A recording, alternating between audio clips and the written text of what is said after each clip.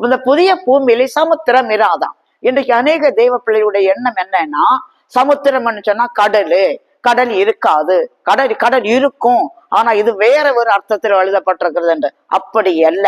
காரணம், இப்போதுள்ள பூமி 4/3 பகுதி சமுத்திரம், ஒரே 1/4 பகுதி தான் பூமி.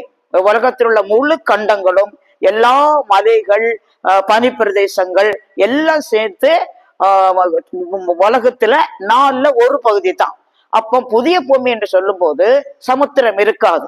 இப்போது காணப்படுகிற காடுகள், காட்டு ஜீவன்கள் வாழ்கிற இடங்கள், மலை பிரதேசங்கள், மக்கள் சஞ்சாரம் இல்லாமல் இருக்கிற அட்லாண்டிக் பகுதிகள், பனி பிரதேசம் எல்லாம் மக்கள் குடியிருப்பு இடங்களாக மாற்றப்படும். காரணம், புதிய பூமியில கோடிக்கணக்கான ஜனங்கள் இருப்பாங்க.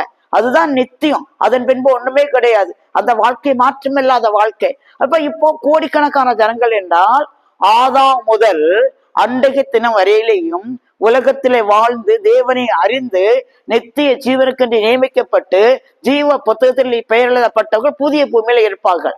இப்போதுதான் நம்ம ஒரு சின்ன வீடு, திருவண்டி வீடு கட்டி 1 சென்ட் 1/2 சென்ட்ல குடியிருக்கிறோம். அன்றைக்கு தேவன் ஜனங்களுக்கு விசாலமான இடத்தை கொடுப்பார்.